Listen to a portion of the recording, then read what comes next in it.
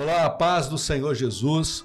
Nós estamos retornando com o nosso programa Cronologia Bíblica Histórico Profético da TV Manaim, e a TV Manaim está vinculada à Igreja Cristã Maranata, e nós estamos vivendo um momento especial, novo no nosso programa, onde nós estamos com uma nova série, e essa série intitulada Da Entrada Triunfal à Cruz. E hoje nós vamos falar do episódio número 3, o rei confrontado e rejeitado.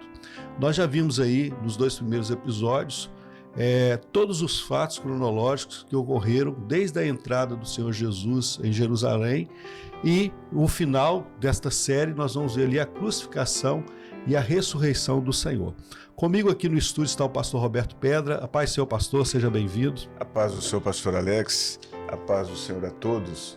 Nós, dando sequência aos nossos estudos, pastor Alex, como você disse, no primeiro episódio nós falamos sobre Jesus entrando em Jerusalém.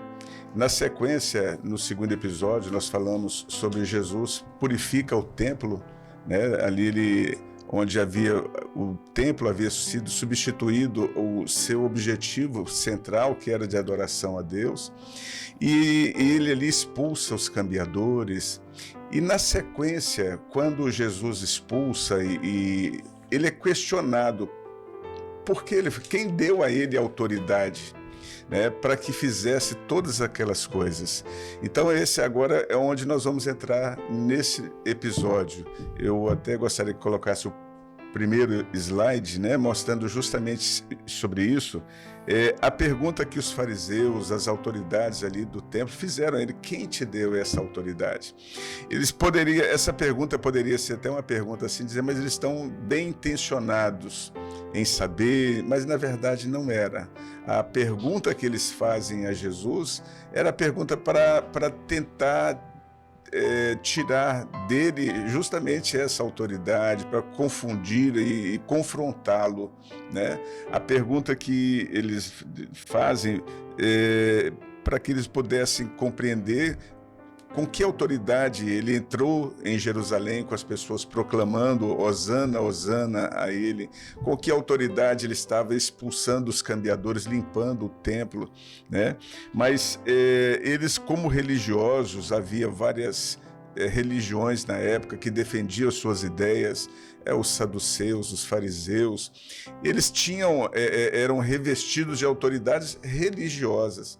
Eles não entenderam que ali estava o Filho de Deus. É interessante porque nós vamos perceber que Jesus estava confrontando uma estrutura religiosa. Sim. Né? Nós estamos falando mal aqui de religião, mas ele estava confrontando uma estrutura religiosa e confrontando da seguinte maneira: apresentando o projeto de salvação, Sim. A profecia. Nós até mencionamos no episódio 1, Zacarias 9:9, que Zacarias profetiza sobre o rei humilde, sobre o jumentinho que entraria em Jerusalém. E Jesus mostrando ali, mesmo ele sabendo ali que aquele que estava ali estava fazendo a coisa certa, porque a casa de Deus, o templo, tinha sido mudado o seu objetivo. Isso. Um local agora de negócios e não a casa de oração, como Sim. Jesus ele estava falando. Isso é importante para nós entendermos isso, porque a autoridade de Jesus, ela vem porque ele é eterno. Sim. Porque ele venceu a morte, porque ele pagou o preço dos nossos pecados e vai nos dar a eternidade. A palavra diz, né? É-me dada autoridade nos céus e na terra, né? E Jesus, quando vai responder a eles, Jesus responde com uma pergunta, e que os deixa em silêncio, na verdade, né? Porque Jesus faz a eles uma pergunta: olha, o batismo de João era de Deus ou dos homens? Se eles respondessem, ele responderia de quem era a autoridade.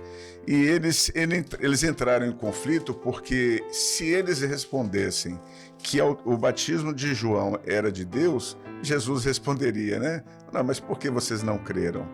E se eles respondessem que o batismo de João não era de Deus, era de homens, a Bíblia diz que eles temeram a multidão, porque a multidão tinha o João Batista como profeta.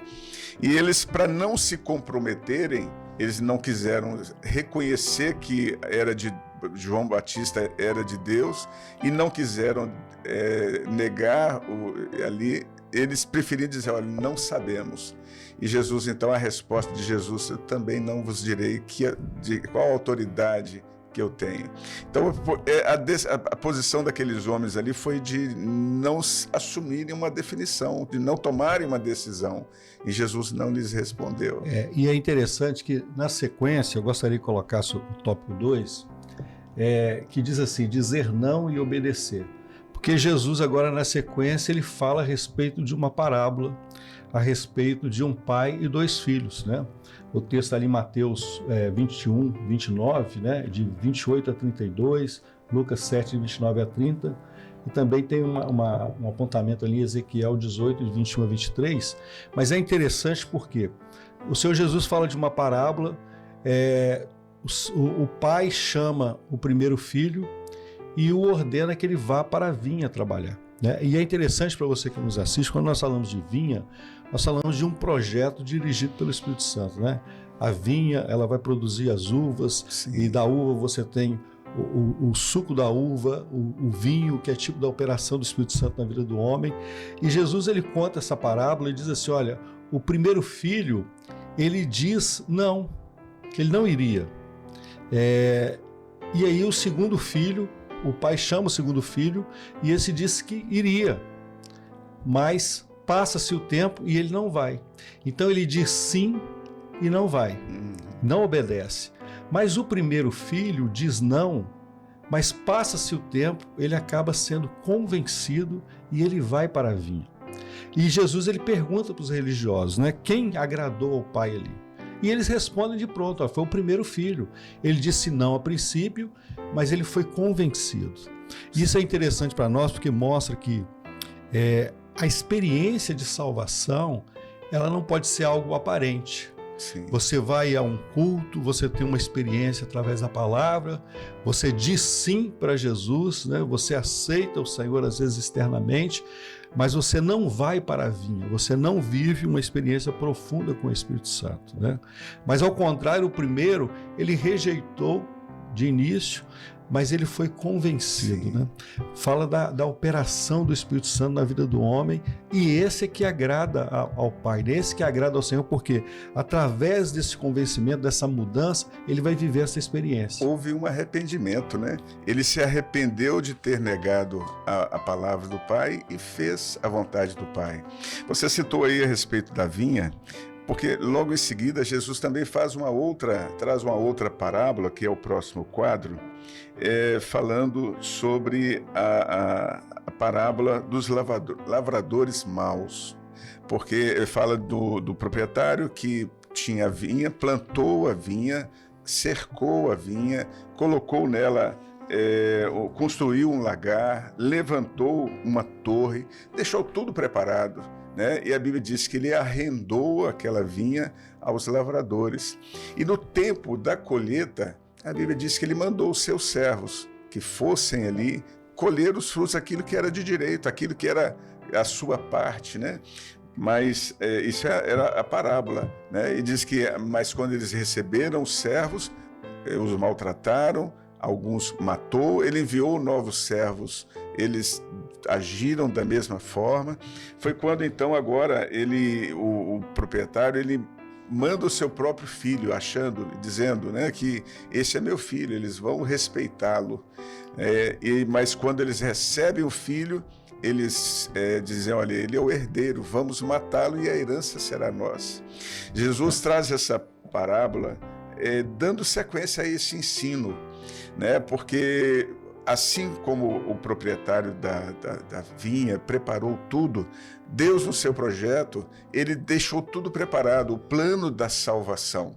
A vinha é de onde se colhia a uva, o lagar, de onde se produzia o vinho, cercou, colocou uma torre. O projeto de salvação, Deus o fez pleno e completo, perfeito. Deus pensou em tudo. A única coisa que o Senhor deixa sobre a responsabilidade do homem é o cuidado, é o viver dela, é o cuidar dela a cada instante. Mas a Bíblia diz que os lavradores maus rejeitaram, até figurando ali o homem que nega a profecia. Na época, até o Senhor enviou os profetas também ao povo de Israel daquele tempo, né? Enviou os profetas, enviou cada um deles anunciando o projeto de salvação. E quando fala do Filho, o próprio Senhor Jesus, né, que foi enviado para trazer ao homem o conhecimento dessa salvação, mas o mataram, né? Então, mostrando aqui também que Jesus, ele já estava apontando a cruz, né, mostrando que não seria algo que inesperado, estava dentro do projeto, né? O ser negado pelos homens, né? Mas era o projeto de Deus para trazer salvação. E é interessante porque nós vemos aqui que o Senhor já aponta ali e mostra que o preço do resgate da vida do homem seria a morte do filho, né? Sim. Então o Senhor Jesus ali em todos os momentos mostrando esse grande projeto. Sim. Aí nós vamos para uma terceira parábola que vai falar agora de um outro momento profético, que é o quê? Que é a festa de casamento do filho. Porque Jesus conta essa outra parábola, eu gostaria que passasse aí o tópico 4, o convite do rei. E é interessante porque o versículo principal desse tópico é Mateus 22:14, diz assim: muitos são chamados, mas poucos escolhidos. Também Isaías 25:6-9 e Apocalipse 19:7-9. Depois os nossos irmãos, aqueles que estão nos assistindo, podem até conferir e meditar. Mas é interessante porque Jesus agora conta uma parábola que o rei ali ele prepara uma grande festa de casamento para o seu filho, e aqui a figura do rei aqui é a figura de Deus Pai, né? O desejo de Deus Pai, depois de ver que o filho ele cumpre na cruz ali todo o projeto de salvação, agora vai ser o resultado desse projeto. Então ele prepara uma grande festa de casamento e ele manda chamar os convidados.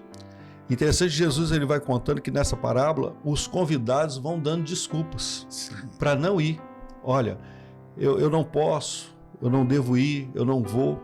Então mostrando que é um momento até sério para nós e para aqueles que estão nos assistindo, que nós estamos vivendo esse chamado, né? O chamado do Espírito Santo para a salvação, para viver esta grande festa, né? E que festa de casamento é essa, né? O filho aqui, nós vemos nitidamente que é a pessoa do Senhor Jesus, né? O Filho de Deus, o noivo. E esta noiva aqui, ele não vai citar a noiva, mas fala que é uma festa de casamento, é a igreja. Sim. A igreja que vai ser arrebatada, né? A igreja que foi formada pela morte de Jesus. Então, há esse grande projeto. Jesus ele vai voltar, a igreja vai ser arrebatada e nós vamos viver as bodas do Cordeiro, esse casamento lá na eternidade. Mas é interessante que o texto diz que chega essa notícia ao rei, né, pela parábola, e o rei ali indignado, ele dá uma ordem ao seu servo, né? Ele diz assim: olha, vá pelas ruas, pelos valados e traga todos que estiverem para viver esta festa. Isso aqui mostra a graça de Deus, sim, né? Sim. Aonde eu estava quando o Senhor me chamou, aonde o pastor Roberto estava quando o Senhor o chamou, né?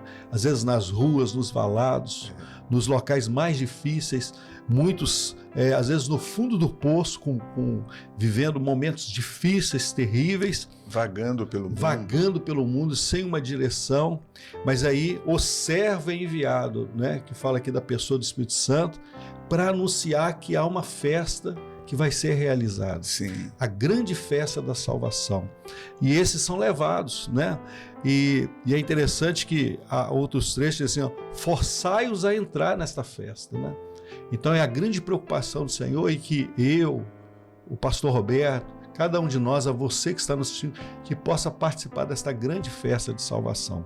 Mas há um detalhe, pastor Roberto, porque é muito sério, porque nós vivemos o período da graça, mas nós não podemos confundir aquilo que é a bênção do Senhor, né? Sim. E esse preparo para o arrebatamento. Sim, é muito porque importante. Jesus ele continua dizendo e diz assim, ó, mas o rei encontrou um dos convidados ali sem as vestes nupciais. E as vestes eram dadas pelo rei. O rei preparou todas as vestes e cada um receberia essas vestes, né? E a Bíblia diz que ele, no meio da festa, se depara com a pessoa sem as suas vestes nupciais. E a Bíblia diz que a palavra do rei é que o retirasse da festa. Né? Isso traz um ensino, né? Porque as vestes que o Senhor preparou, tudo são as vestes de salvação, de santificação.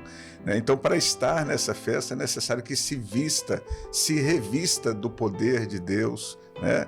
E na sequência, pastor Alex, nós vemos porque Jesus sempre foi muito confrontado. As pessoas queriam os fariseus porque eles estavam enciumados diante da multidão que seguia, a autoridade que Jesus pregava. E houve um momento em que se aproxima dele aqui agora autoridades, herodianos e alguns fariseus, tentando pegá-lo de alguma forma nas suas palavras para acusá-lo, e eles chegam com uma moeda. Né? Até o próximo quadro diz, né, a César e a Deus. O texto diz, né, dai a César o que é de César e a Deus o que é de Deus. Está em Mateus 22 e 21. E temos algumas citações também dos textos que podem ser lidos. Então, de acordo com a resposta de Jesus, ele poderia ser incriminado, né? Porque se ele dissesse, não entregue nada a César, né? Ele está mutinando, ele está incitando as pessoas a se levantarem contra o governo de Roma. Se ele diz que deveria ser dado, ele poderia, né, de acordo com a resposta, ele poderia ofender a multidão que estava ali ao seu redor, que se sentia oprimida. Né? Mas a resposta dele foi extraordinária, de uma sabedoria muito grande, né? Dizendo, olha, dai a César o que é de César. Ele pergunta o que está na moeda. Ele diz, é César. A esfinge de a César. Esfinge de César. Então, naquela moeda estava gravado esse. Então, olha, dai a César o que é de César. Mas é interessante porque ele diz, olha, dai a Deus o que é de Deus. O que é de Deus? Enquanto aquela moeda tinha a esfinge de César, o coração do homem tem a imagem de Deus, a semelhança de Deus. E é isso que nós entregamos para Deus. O Senhor não está preocupado, há uma diferença muito grande de valores. Deus não está preocupado com aquilo que é material. Aquilo que é material passa, aquilo que é terreno passa, mas a preocupação do Senhor em receber de nós é aquilo que realmente tem valor e é eterno, que é o nosso coração. Por isso que essa palavra, né, que silenciou aqueles homens, diz, olha, dai a César o que é de César, agora dai a Deus o que é de Deus. Nós somos a imagem, em nós está estampado, né, a imagem e semelhança de Deus. E é interessante porque nós vemos hoje em dia, às vezes, uma inversão de valores, né? Sim. Às vezes as pessoas, elas querem a Deus, mas elas não têm um testemunho, né? Onde elas estão, aquilo que elas estão vivendo. E o Senhor Jesus deixa muito claro o que é isso, né? O que é o mundo material, a vida que nós temos nesse mundo. Nós temos que ser bons pais, bons esposos, boas esposas, bons filhos, né? Bons profissionais, o nosso testemunho no nosso local de trabalho, as nossas autoridades. Nós oramos pelas autoridades, nós temos até um mês definido para orar pelas nossas autoridades, mas aquilo que é importante para nós, aquilo que nós damos a Deus. O nosso louvor, a nossa adoração, a nossa mudança de vida, o nosso entendimento de eternidade. E é interessante porque nós vamos ver isso e entender também que quando nós falamos de eternidade, do reino de Deus que Jesus apresenta, Jesus, na sequência, ele vai mostrar muito bem que a eternidade não é uma continuidade desta vida. E às vezes as pessoas elas pensam isso, sim, que a eternidade ela vai ser uma continuidade dessa nossa vida. E nós vemos isso porque esta vida que nós temos no mundo, nós teremos aflições, né? Lá em Apocalipse o Senhor já vai falar lá em Apocalipse 21 ou 22 que e lá não haverá mais pranto, nem dor, nem lágrima, toda lágrima será enxugada. É uma é algo diferente. É uma nova vida. É uma nova vida. Então, o próximo tópico 6, é interessante que Deus, o Senhor fala, ele, Marcos 12, 27, ele não é Deus de mortos e sim de vivos. E por que acontece isso? Porque vai um grupo de religiosos ali, os saduceus, e eles não acreditavam na ressurreição. Nós tínhamos, naquela época de Jesus, alguns grupos religiosos, os fariseus, os saduceus, e em especial os saduceus, eles não acreditavam na ressurreição. Viveu-se uma vez, morreu e acabou, né? Eles criam na Bíblia, no Pentateuco, né? Nós não tínhamos a Bíblia como ela é hoje, né? Sim. Eles acreditavam nas leis de Moisés, eles acreditavam que não havia ressurreição. E eles trazem agora uma situação hipotética, até para poder citar a questão do levirato. O que era o levirato, né? Era se um esposo ele falecia, o irmão mais novo ou o irmão mais próximo, ele tinha por obrigação assumir a viúva para que a linhagem do irmão não desaparecesse, né? Isso é até citado no Velho Testamento, né? Em uma passagem lá no livro de Gênesis. Mas é interessante que eles trazem essa situação hipotética, dizendo assim, olha, uma mulher ela se casa, o primeiro marido falece, ela se casa com o segundo irmão, ele falece com o terceiro até o sétimo. E aí eles perguntam para Jesus, e lá na eternidade, com quem que ela vai se casar? E Jesus ele dá uma resposta, olha, vocês não entendem o que é a eternidade. Vocês não entenderam o que é o reino de Deus. Vocês não entenderam que o preço que eu vou pagar na cruz para uma nova vida, uma vida no céu, para essas bodas, é completamente diferente desse mundo. E o Senhor ele continua dizendo isso, e ele faz menção interessante, porque ele fala assim, olha, a respeito da ressurreição, ele diz assim, olha, eu sou o Deus, ele cita, né? Eu sou o Deus de Abraão, o Deus de Isaac e o Deus de Jacó. Deus, ele não é Deus de mortos, mas Deus de vivos. E é interessante isso porque nós vemos até nessa expressão algo profético. Porque quando Jesus cita, né, em Marcos 12, 26, depois 12, 27, quando ele fala que eu sou o Deus de Abraão, porque o que destaca na vida de Abraão? Abraão, houve o destaque, foi o chamado. Ele foi chamado para realizar uma obra, né? Ele foi convencido, como a primeira parábola que o Senhor diz, né? Ele não diz não, mas ele foi convencido e ele foi, ele deixou a terra, a parentela, e ele foi.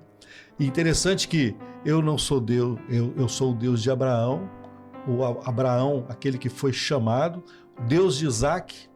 E o que nós temos de Isaac? Isaac, filho de Abraão, ele foi oferecido a Deus, mas ele foi substituído pelo Cordeiro.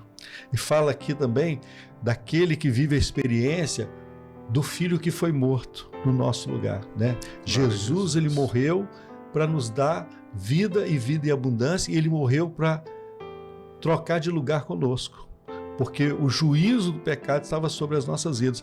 E aí ele continua, eu sou Deus de Jacó. Jacó fala daquele que não tinha direito à bênção, né? É a parábola ali dos convidados. Sim. Rejeitaram, mas o rei ali envia o seu servo para buscar nos valados, nas ruas, nos locais mais difíceis, aqueles que não tinham direito. Sim. Jacó não tinha direito à bênção, porque ele não tinha direito à primogenitura. Mas Deus deu-lhe esse direito. Então mostra algo maravilhoso e profético, essa linha profética da salvação. Sim. E nós vemos isso. Então o que fica para você que está nos assistindo, que o Senhor é o Deus dos vivos, né? É o Deus que tem para nós uma vida eterna, completamente diferente desta vida. No mundo nós teremos aflições, no mundo nós somos propensos aos erros, no mundo nós vivemos as instabilidades, mas há uma eternidade onde há uma paz eterna para as nossas vidas. Glória a Deus.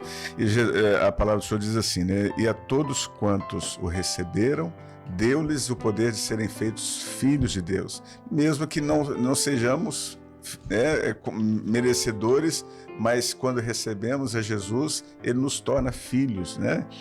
Na sequência, pastor Alex, a Bíblia diz que um escriba se aproxima de Jesus e ele faz uma pergunta ali agora, porque eles tinham consigo, principalmente o escriba, que tinha um conhecimento muito grande da lei, das escrituras, né? Ele faz a pergunta a Jesus: Senhor, qual é o maior dos mandamentos? Né? E Jesus traz para ele a resposta que resume todo o objetivo da lei, né? E o objetivo que o Senhor deixou, dizendo assim, olha, seria o amar a Deus, né, sobre todas as coisas. Ele responde citando Deuteronômio. Então, dizendo, olha, ouve Israel, o Senhor nosso Deus é o único Deus, amarás o Senhor teu Deus de todo o teu coração, de toda a tua alma, de todo o teu entendimento, de toda a tua força, e amarás o teu próximo como a ti mesmo. Interessante porque a gente vê aqui na expressão do texto a intensidade, né, do amor do Senhor e daquilo que aquele que serve ao Senhor, e o efeito deste amor na nossa vida, né? É o coração entregue ao Senhor, um coração inteiro diante de Deus, a alma, o entendimento, a força. Então, aquele que ama ao Senhor é uma entrega total. Por isso que esses dois mandamentos ele coloca como sendo os principais, né? Porque o amor, todos eles se resumem nisso: amar a Deus acima de todas as coisas e o próximo como a si mesmo. Porque se diz que ama a Deus e não ama ao próximo, nega o primeiro, né, o mandamento. Porque o amar o próximo está ligado a essa convivência, o amar independente de falhas, de erro, porque Deus é perfeito. O homem não, o homem é falho. E o homem na convivência, no dia a dia, na família, na igreja, né, no convívio, e a Bíblia ensina a amar como a si mesmo, né? Um ensino que o Senhor deixa, né? E quando aquele escriba ouve essa resposta, ele diz: disseste bem. E Jesus viu naquele homem dizendo: olha, você está próximo do reino. Há uma diferença, né, entre estar próximo e estar no reino, porque Jesus dizendo para você está se aproximando, a fé está nascendo, e a fé vem do ouvir, e ouvir a palavra de Deus. Glória a Jesus. Então, assim, o Senhor mostrando que, através da palavra, aquele homem estava tendo uma experiência de uma compreensão além do que ele tinha em toda a sua vida. Então, é isso que o Senhor quer levar o homem a viver. Não apenas uma cultura religiosa, um conhecimento religioso, mas viver essa experiência do amor de Deus na sua vida, com toda essa intensidade, né? Toda força, todo com o coração, com a alma, com o entendimento, né? E o Senhor diz: está próximo do reino do Glória Senhor. a Jesus. Pastor Roberto, nós estamos chegando ao final do nosso episódio, né? Há muitas outras coisas, e eu só gostaria de passar resumidamente aqui, e você que nos assiste pode até ler depois, meditar, e por certo, Deus vai te dar muitas experiências. Eu gostaria que passasse o tópico 8, porque na sequência, Jesus ele vai falar a respeito do Messias como sendo filho e senhor de Davi. Ele pergunta ali para os religiosos ali sobre essa situação, por que o Messias ele é apresentado como filho de Davi e senhor de Davi, mas mostrando profeticamente que o Messias é o próprio Senhor Jesus.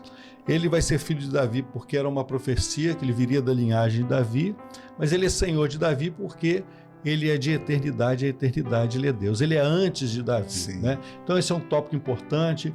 Os versículos estão ali, os capítulos, irmãos, né? Você que nos assiste pode ler, meditar. O tópico 9, nós vamos passar rapidamente. Aparência sem verdade, por fora pareceis justos, mas por dentro estáis cheios de hipocrisia. Senhor fala ali dos religiosos como sepulcros caiados, né? Isso é importante para nós, porque não adianta você ter uma aparência de crente, de servo de Deus, de um homem dominado pelo Espírito, mas por dentro a morte, a tristeza, né? Então Jesus ele traz este ensino também. O tópico 10 fala de algo muito profundo, porque, já fechando esse episódio, fala da viúva ali. Ela da sua pobreza deu tudo o que possuía. Jesus ele olha ali, as pessoas lançando ali as ofertas na arca, era algo normal naquela época, né? Havia uma arca onde eles lançavam as ofertas. O que sobrava, e Jesus fala isso, olha, todos aqui estão lançando aquilo que sobra, mas aquela pobre viúva, ela está lançando tudo o que ela tinha. Sim. E o que ela possuía? 2 pequenas moedas, né? E o 2 aqui ele fala da comunhão. Então, o que eu posso ofertar a Deus? Você tem que ofertar a Deus tudo que você tem. E é essa comunhão com o Espírito Santo, né? Pastor Roberto, já encerrando, e gostaria que o pastor fechasse tudo isso, e para que nós dessemos encerramento a esse episódio 3 dessa série. Sim. Pastor Alex, resumindo todo esse episódio, nesses fatos ocorridos nesse período do ministério de Jesus em Jerusalém, os desafios, as afrontas, as entregas, né? O que o Senhor quer ver em nós é justamente isto, né? Nós temos algo de precioso, assim como aquela viúva, aquela mulher viúva pobre, nós temos o nosso coração para entregar ao Senhor. Assim como aquela esfinge que tinha de César, nós temos dentro de nós gravado a imagem de Deus. E é isso que o Senhor quer receber de nós, o nosso coração inteiro. E é isso que o Senhor deseja de você que está assistindo esse episódio nesse momento. O Senhor quer uma entrega do seu coração a Ele, né, sem reservas. E a obra, quem vai realizar, quem vai transformar, quem vai enriquecer e operar é o próprio Espírito Santo. Glória a obra de salvação para essa grande festa que se chama salvação. Glória a onde Jesus. Ele tudo tem preparado para o resgate da nossa alma. Glória a Jesus. Nós vamos chegando ao final, nós queremos nos despedir de todos com a paz do Senhor Jesus. A paz do Senhor, pastor Roberto. A paz do Senhor, pastor Alex. A paz do Senhor a todos.